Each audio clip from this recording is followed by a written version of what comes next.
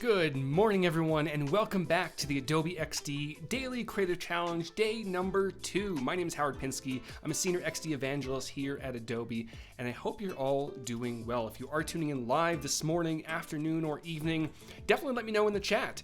Let me know who you are, where you're tuning in from, and if this is the first time using Adobe XD, I'd love to know that as well. But a big hello to Sam and Nishant. If I mispronounce anyone's name, I do apologize. And Fawzi, possibly. Tim and Eric and Jack and Marissa and Paul and Santaji and Melville and everyone else joining me live. Josephine or Jophianne.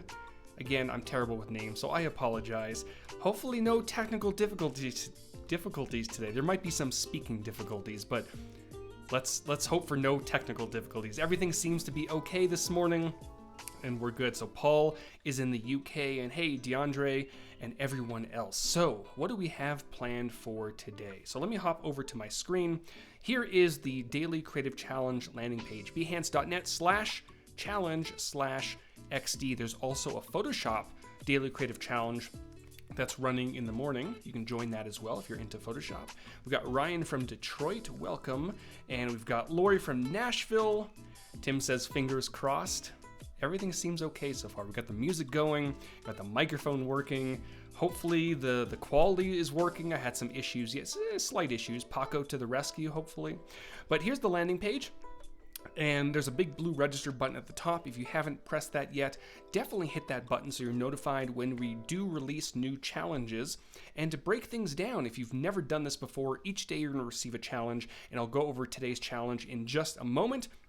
You can join us in our community chat, which is powered by Discord, and we have almost 32,000 designers in Discord.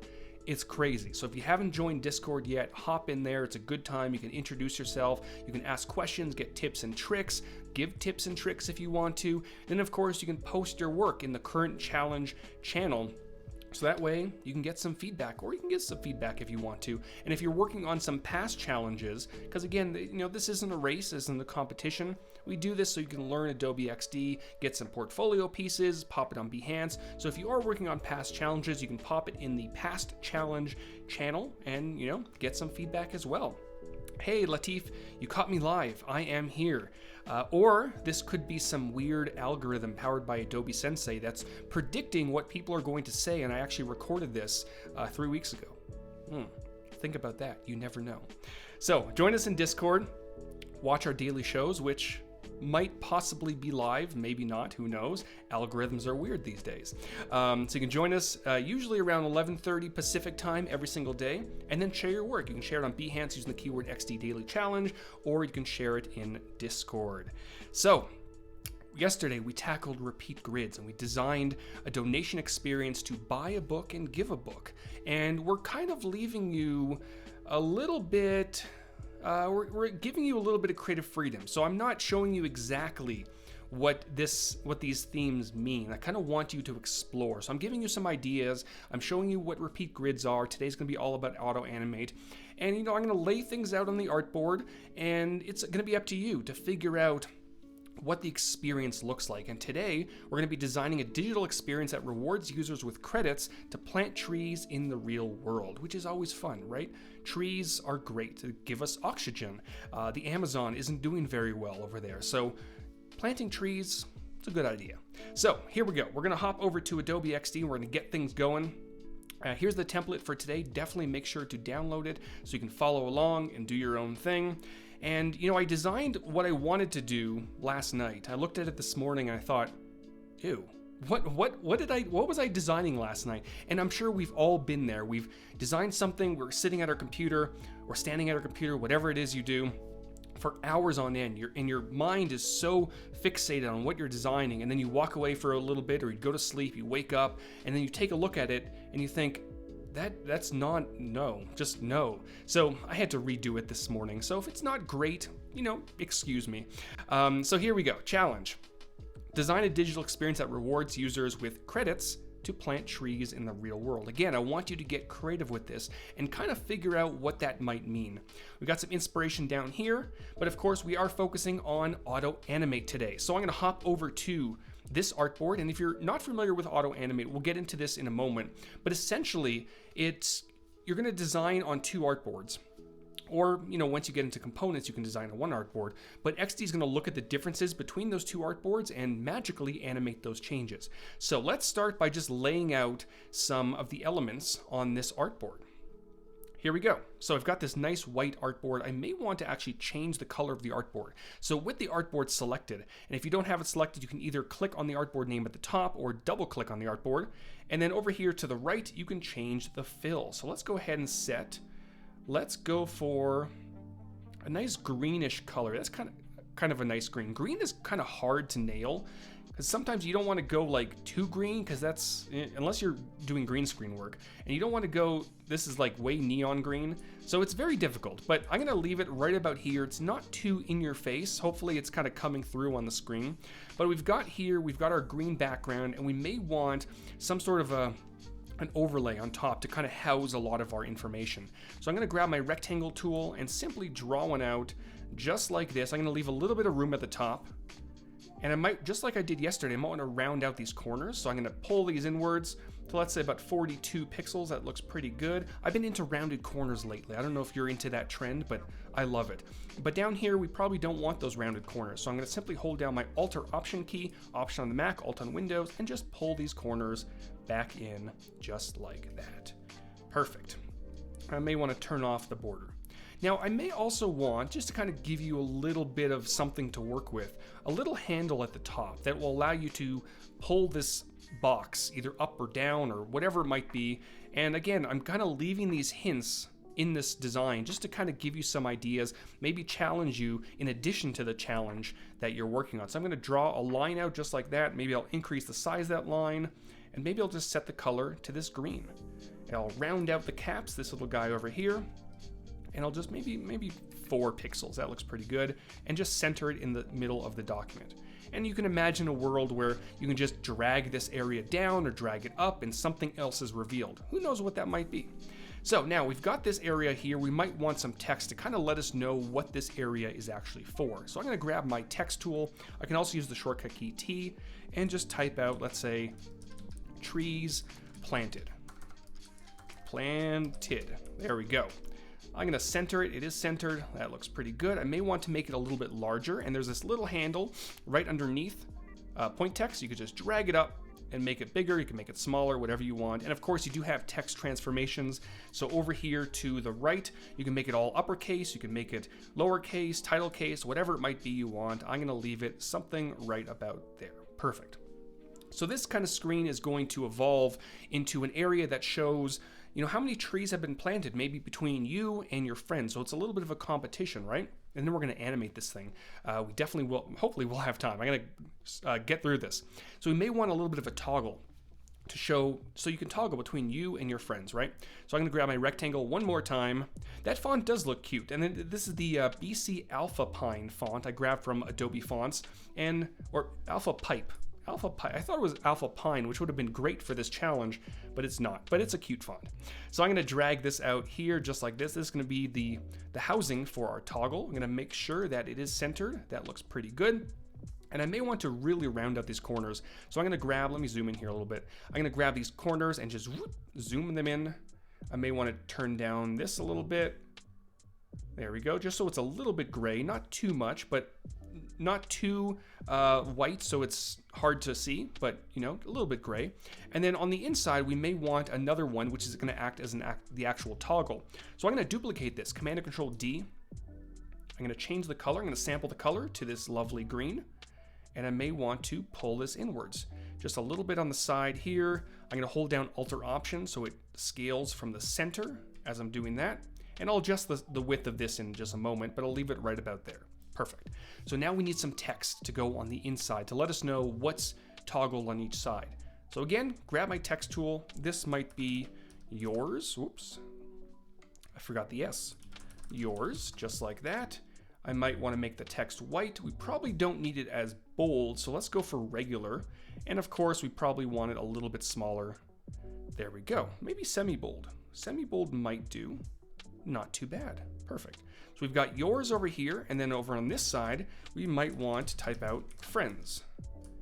Perfect. And if I move this little toggle over, just like that, I can make sure that this lines up, and then I can move it back over this way. Perfect. So I've got this lovely little toggle that will allow you to toggle between your trees and your friends' trees, basically how many you have planted. Now down here, we might want to actually show some sort of a graph that shows off and also animates as you toggle between those two different things. So I'm going to grab my rectangle one more time. You notice a trend here. Use a lot of rectangles when we're designing. I'm going to just drag out a rectangle. I can hold down my shift key if I wanted a perfect square, but it probably doesn't have to be a perfect square. I'll leave it right about there. I will go ahead and sample this color, and I will note that if you are using a specific color quite often, what I would probably suggest is go over to your assets panel right down here, and hey Bohana, welcome, and then press the plus button beside colors. That will not only allow you to save that color for future use, but it'll also allow you to make changes. So if I decide this green isn't working, I can press edit and then change it to something completely different, right? I probably wouldn't do that in this case, but you can very easily do that. And if you go to letsxd.com, I do have a video on linked assets and a lot of different things that will allow you to really show you how the lovely assets work in your assets panel. All right, I'm gonna round out these corners just a little bit, not too much. Perfect, and this will house, just like I mentioned, the chart, but I also might want to start grouping some of these things so that everything's kind of nicely organized. So I'm gonna select all of these, deselect this container, and just Command and Control G to group it, and this will be toggle. Perfect, and I can group this, and this will be chart. Perfect. So now that I have this ready to go, we also need the actual chart. So to do that, I'm going to grab my line tool. Thank you, Tim. That was very quick too. I'm gonna grab my line tool, shortcut key L, and just draw out a line, holding down shift across this lovely box in the background. I might want to change the color to white and really bump up the size and maybe round out the caps just like we did earlier, just like that. Perfect. That looks pretty good. Now we need to add some points to this chart. Let me zoom in here. So we have this line which basically has 2 points, one on the left, one on the right. But if I double click on it, I'm able to go through, boop, boop, and boop. There we go. I've added some points. Now if I were to simply drag these points like this, we're gonna get a pretty harsh line, which you might want. You might want, maybe trees are kind of harsh and you know, that sort of thing. So that's not too bad if you do want that.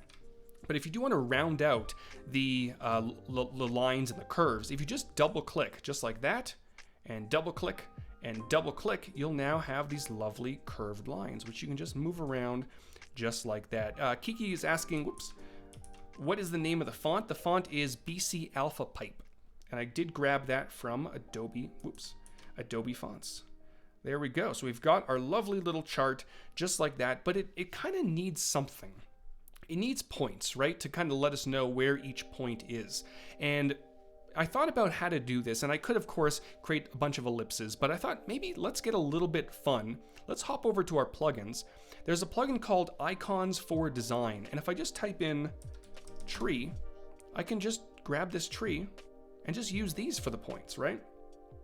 So I can make this white, or I can make it whatever color I might want. It's a little bit too large, but I'll just do that. And maybe I'll just pop it right about there. And there's another point. It was somewhere around here, right? Oh, it was over there. There's my point. Put one tree over here. Where was that other point? And of course I could use my guides if I needed to make sure I have all my trees lined up really nicely. But I'm going, for the sake of time, I'm just going to estimate where everything is. Perfect. All right, so we've got our lovely little graph, we've got our chart, everything's looking pretty good. And if you do want to install new plugins in your plugins panel, just press the plus button at the top, and here's the plugin manager. You can search for plugins, you can browse plugins, manage, uninstall, that sort of thing. And Jofian is asking, what's the shortcut to make it curvy? So what you would do is double click on the line that you want to make curvy, add a point, and then just double click on that point, and that will curve out that specific one. If you want to curve out all of them, you just double click on all of them. So we've got our lovely little chart going on. It's a happy little chart, as Bob Ross would say. And what we would do is we might want to animate this thing. But before we do that, because we do have a little bit of time, down below you might have some sort of a list of some sort, maybe all your top friends or top trees or whatever it might be. I'm going to leave it up to you to decide what it might be. So I'm going to grab my ellipse tool and just draw out, let's say, a circle just like that. And I might want to fill it in with a gray color, right? Maybe I'll duplicate that downward. So you know what? Let me start by creating the actual list. So I'm gonna, one more time, grab a line, just draw one out. I'll sample this lovely green color. I can also grab it from my assets panel, make this nice and large, and round out the cap. So I've got this lovely list item. Again, it's completely up to you what you might want to do with it. And I can select these two and duplicate it downwards. Now you might be asking, why am I not using a repeat grid? And I can absolutely do that if I were to turn that line into a component, but we're gonna cover components a little bit later in the challenge. So right now I'm gonna keep it a little bit simple. And then, and then a little bit later on, we will get a bit crazy as the challenges go on. So I might wanna just drag this back and maybe drag this one back quite a bit. Perfect. All right, our artboard is set up, but of course we now want to actually animate this thing and bring it to life. So how do we do that? Well, we're gonna be using Auto-Animate. And I should probably go through, just because I know people will mention it, just group these things, and this will just be called a list, just so that everything is nicely organized. Perfect. All right, I've got my first artboard complete. And like I mentioned earlier, the way Auto-Animate works is it looks at two different artboards or two different states, but we'll get into that later, and it animates the changes. So I'm going to duplicate this artboard over to the right, and I can do that with Command and Control D, or I can hold down Alt or Option and drag it over to the side. Alberto, yeah, the green is kind of working. I'm kind of digging it. It took me a while to land on this green, but I'm kind of liking it. So now that we have our second artboard, we need to make the changes. So what I'm going to do is I'm simply going to move things around. And the cool thing about Auto-Animate is it really takes the guesswork out of the equation, and it just allows you as a designer to design. So I'm going to select this item right here, this toggle, and if you do have a group or a component or something that houses a bunch of elements, and you want to very quickly select it, hold down Command and Control and simply click. It'll dive into the group, into the mask, into the component, whatever it might be, and select that element that you clicked on. So I'm going to I'm going to just simply move this over to the right. There we go. Lines up with friends. Perfect. And now we can start making changes to our lovely chart. And to do that, hey Justin, welcome. I'm going to simply double click on this line, and I'm going to move my lines just like that. Maybe this one up there, this one down a little bit, maybe this one up. Perfect. And then I can grab my lovely little happy trees and move those just like I did a little bit earlier, right? Move those into place. Perfect. Maybe I'll move that down here just so it's not in the way. And then I can go down here to this line chart and make some changes, right? Again, I'm leaving it up to you to decide what exactly these lists are and what exactly the chart indicates. Again, just a reminder, the challenge is to design a digital experience that rewards users with credit. So I'm leaving the whole credit thing completely up to you to figure out, where things go from here. But I'm showing you how to use Auto-Animate to kind of bring this chart and bring this design to life. So what we've done now is we have both of these artboards in place. We have artboard number 1, which shows how many trees that maybe you have planted, and artboard number 2 that shows how many trees your friends have planted. And of course, this mysterious list down at the bottom, which I would love to see what all of you do. But the question is, how do we now bring this to life? So what we're going to do, we're going to hop into prototype mode. And this is where you're going to set up all of your transitions, whether it's Auto-Animate or a simple transition, overlays, whatever it might be. So we're in prototype mode, and we now have to select the item that we want users to click or tap on, right? So in this case, we do want a user to be able to tap on friends. So I'm going to go ahead and tap on that. And we have this blue handle over to the right, and we want to drag this handle over to the artboard that it's going to transition to. So I'm simply going to drag it over to the right to this artboard here. It's going to make that connection, and then over in the Properties Inspector, we can start setting things up. So in this case, we do want a user to be able to tap on this to trigger the action. And in this case, the action is going to be Auto-Animate. And if you do want a very simple action that either slides or cuts, you can choose Transition, but we're going to get a little bit fancy. So we're going to choose Auto-Animate. Now the destination was already set because we did manually drag that blue handle, but if you do want a different destination, you can change it right there. And then we have a few easing options. And you know, some of them are better than others. My personal favorite is ease in and out, which makes it a little bit slower at the beginning, a little bit slower at the end. So I'm going to choose that and choose a duration of, let's say, 0.4 seconds. And we can also do the opposite. So we can, on this artboard, we can choose yours and drag this over.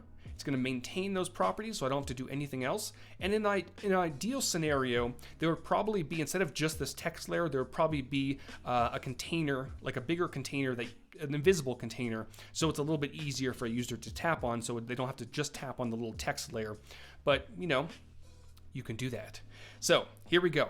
What do we do now? That's literally it. All you have to do is make the connection, choose what a user is going to tap on, and XD is going to figure out the difference. So we're going to go ahead and make sure that the first artboard is selected. We're going to press the play button right here at the top. It's going to open up. Let me move this out of the way so we can see it. And all we have to do is tap or click on the element that we selected for the transition, and it's going to animate. Just like that. And we can toggle back and forth. And of course, if we wanted to, we can hop in here and maybe change the easing to snap, which kind of gives it a nice little whoop, snap at the top. That was kind of nice. So I'm going to also change the other one as well. Just change this to snap. And then we can go back and forth between yours and your friends, and everything that you changed animates really beautifully. So I would encourage you to kind of get creative with this. Figure out where the credits fall into this, and also figure out what maybe this list is at the bottom. Again, I'm kind of leaving a few things for all of you to get super creative, but now you kind of know how Auto-Animate works. Super simple. Design 2 artboards, and XD will look at the differences. And I do want to point out that it's very important that amongst those 2 artboards, the layer names and the layer types remain the same. And I'll show you why that's important. So on this first artboard, the group that contains the toggles is called toggle, right? And on the second artboard, the group that contains the toggle is called toggle as well. But what would happen if I change this to toggles with an S and I press play? You're going to notice that really didn't animate properly, because XD has to make that connection that those 2 specific layers are the same, or the groups are the same. So you definitely want to make sure that across both artboards. So if you have Auto-Animate selected and you ever see something just fade in and out, then you probably know that the layer names or the layer types are not the same. And I'll give you one very quick example. Let me draw out an artboard here. So I've got a rectangle, right? Or a square, whatever you might want to call it. There we go, right? I've got that. There we go. And I've got a second artboard over here, and I'm going to put a circle. Same color, right? Come on. I'm fighting time. Let's do this. Just want to really show you why it's so important. We're going to, let's say, tap on this. We'll have Auto-Animate snap, right? And if I tap on it, it just transitions because the layer types and the layer names are not the same. If I were to name it shape on this artboard and shape on this artboard, you might think that it's going to animate properly, but it's not, because on this artboard it's a square named shape, and on this artboard it's an ellipse named shape. But if I go to each one and I convert it into a path, you can also do it Command or Control 8. Now on both artboards we have a path named shape. On this artboard and on this artboard we also have a path named shape, and now it animates beautifully. And of course you can hop into prototype mode, drag this back. So it's very important that your shapes and your layers are the same type and also the same name as well. But of course, you know, if you don't want to get that creative and that deep, you can just stick with something like this. You should be good to go. So that's going to wrap it up for today. Day number 3 of the Adobe XD Daily, day number 2. I'm getting ahead of myself. Day number 2 of the Adobe XD Daily Creative Challenge. Definitely submit your work in Discord. Submit your work on Behance using the keyword XD Daily Creative Challenge or XD Daily Challenge, something like that. Tim will post it over there. But thank you so much for everyone for joining me. Richard and Dahanjay and Alberto and Eric and Tim and Anna and everyone else. I will see you all tomorrow for day number 3.